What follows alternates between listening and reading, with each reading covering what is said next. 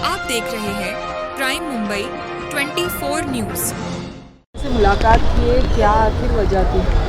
देखिए, कुछ दिनों से आप लोगों ने भी देखा होगा, हम लोग भी देख रहे हैं कि एक सोशल मीडिया पर एक बहुत तेज़ी से न्यूज़ वायरल हो रही है कि अमान कॉम्प्लेक्स के रहने वाले कोई लेडीज़ थी जो हकीम अजमल खान दवाखाने में बहुत दिनों से एडमिट थी और उनका इंतकाल हो गया।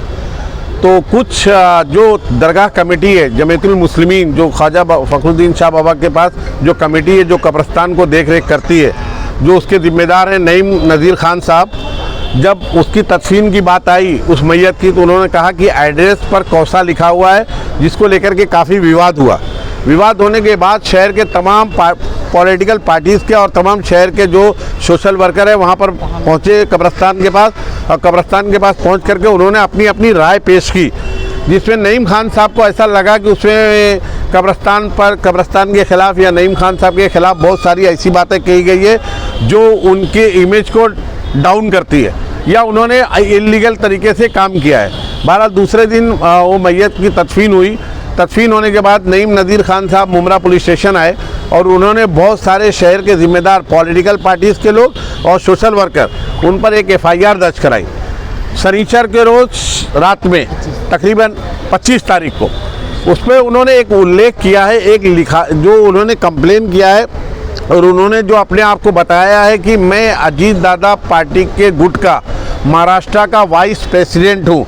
तो मैं वाइस प्रेसिडेंट उपाध्यक्ष हुई है, ये FIR में लिखा हुआ है। हाँ, उन्होंने ये लिखा मेंशन किया है।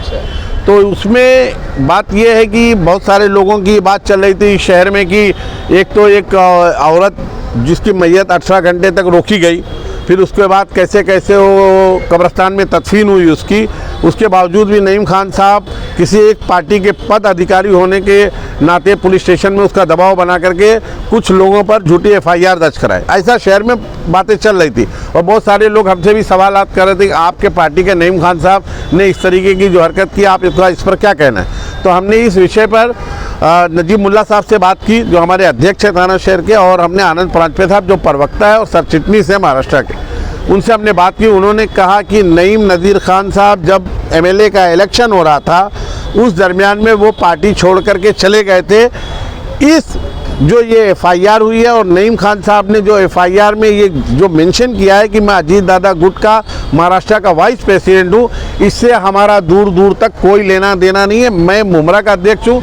मैं भी ये कहना चाहता हूँ कि ये उनकी व्यक्तिगत राय थी, व्यक्तिगत तरीके से हुआ थे, इससे पार्टी का कोई लेना देना नहीं है। इसी विषय पर आज हम सीनियर साहब को आए थे और एक लेटर हमने ये जारी किया है। जफर भाई, उन्होंने अभी तक जो है आप लोगों को कोई रिज़ाइन लेटर दिया था क्या?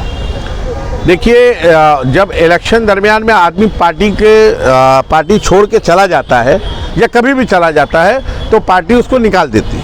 क्योंकि उन्होंने मुझे एक बार बताया था, मैंने उनसे ये सवाल किया था इस सिलसिले में, तो उन्होंने कहा था कि मैंने अभी तक पार्टी को कोई रिज़ाइन लेटर नहीं दिया। उनके रिज़ाइन देने की कोई ज़रूरत नहीं है। जब पार्टी के अपोज में, पार्टी के खिलाफ गतिविधियों में आप शामिल रहेंगे, या जो पार्टी का हमारे अभी जो थाना के अध्यक्ष हैं नजीब मुल्ला साहब, और वो खुद कैंडिडेट थे, और उनके खिलाफ आप जा करके उनके अपोज में कन्वेंसिंग करेंगे, और जो हमारे खिलाफ इलेक्शन लड़ रहे थे जनाब जितेंद्र अवार साहब, आप उनकी कन्वेंसिंग करेंगे तो आप पार्टी को कोई ज़रूरत नहीं निकालने की। वो एक पार्टी का रूल ये होता है कि आपको पार्टी से निकाल दिया गया है। हाल ही में जो है कब्रिस्तान पे एक बजट को लेके जब आप लोग सब साथ दिखाई दिए थे, उस पर फिर आपकी क्या प्रतिक्रिया? देखिए, नईम नज़ीर खान साहब, जहाँ तक शहर के तमाम लोगों को ये मालूम है कि वो जमीयतुल मुस्लिमीन के सदर है।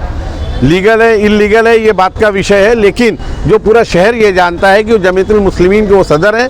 नजीब मुल्ला साहब ने अजीत दादा पवार साहब से कह करके मुमरा की बहुत सारी कब्रिस्तान का बजट लाया था, जिसमें मुमरा की जो कब्रिस्तान है अमृतनगर की ख्वाजा फखरुद्दीन शाह बाबा के पास जो कब्रिस्तान है, जिसको जमीयतुल मुस्लिमीन देख रेख करती है, हमने ये सोचा कि उसका एक बजट आया है, उसके बहुत सारे काम हैं उस कब्रिस्तान के, तो अगर वो उसके सदर हैं, उस जमीयतुल मुस्लिमीन के सदर हैं, तो हमने उनको बुला करके ये मीडिया के जरिए ये बात बताने की कोशिश की थी कि भाई वो यहाँ के जिम्मेदार हैं। हमने उनको बुलाया था कि आप कब्रिस्तान में ये सारे काम होने वाले हैं, आप लोग भी अपनी निगरानी में रखें, हम लोग भी निगरानी करेंगे, इसलिए हमने उनको वहाँ पर बुलाया था। ये लेटर में क्या लिखा है? लेटर में यही लिखा है कि उनका हमारी पार्टी से कोई लेना देना नहीं है, और जो ये FIR हुई है इससे हमारा भी दूर दूर तक कोई लेना देना नहीं है।